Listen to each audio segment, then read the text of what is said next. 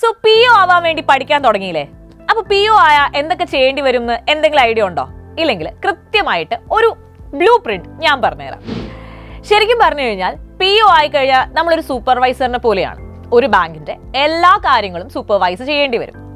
For example, ഞാനൊരു കസ്റ്റമറായി എത്തുകയാണെങ്കിൽ എനിക്കൊരു account ഓപ്പണിങ്ങോ അല്ലെങ്കിൽ എൻ്റെ മറ്റെന്തെങ്കിലും കംപ്ലയിൻസോ ഉണ്ടെങ്കിൽ അത് നിങ്ങൾ ചിലപ്പോൾ ഡീൽ ചെയ്യേണ്ടതായിട്ട് വരും. അതായത് നിങ്ങളുടെ സ്റ്റാഫ് മെമ്പേഴ്സും നിങ്ങളുടെ ക്ലർക്കും ഒക്കെ കഴിഞ്ഞിട്ടായിരിക്കും ചിലപ്പോൾ നിങ്ങളുടെ അടുത്തേക്ക് എത്തുക. But definitely you are A bigger part of it. Then loan approvals.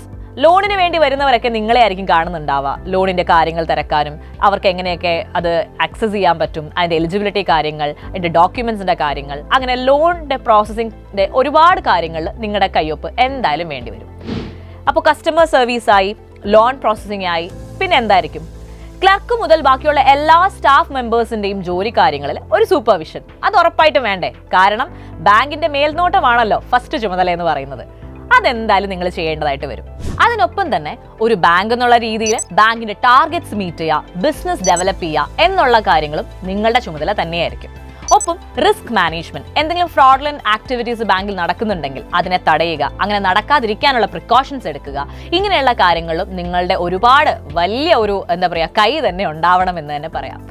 Then അതിനുശേഷം വരുമ്പോൾ team management. That is the best thing. ഞാൻ ഓൾറെഡി പറഞ്ഞു, നിങ്ങൾ ടീമിനെ കംപ്ലീറ്റ്ലി മാനേജ് ചെയ്യുക എന്നത്, ബാങ്കിന്റെ റെപ്യൂട്ടേഷൻ കീപ്പ് ചെയ്യുക എന്നുള്ളതും നിങ്ങളുടെ ഉത്തരവാദിത്വം തന്നെയായിരിക്കും.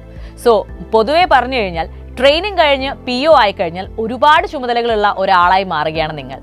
ഒരു കംപ്ലീറ്റ് ബാങ്കിന്റെ റെപ്യൂട്ടേഷൻ, അവിടുത്തെ team management, business development, loan processing, customer service എല്ലാം നിങ്ങളുടെ ചുമതലയായി മാറും. അപ്പോൾ ഇങ്ങനെ ഒരു അടിപൊളി സെക്ടറിൽ ജോലി ചെയ്യാൻ നിങ്ങൾ റെഡിയാണെങ്കിൽ നന്നായി പഠിച്ചോളൂ. PO ആയിട്ട് നമുക്ക് ഉറപ്പായിട്ടും നമ്മുടെ ബെസ്റ്റ് ചെയ്യാം.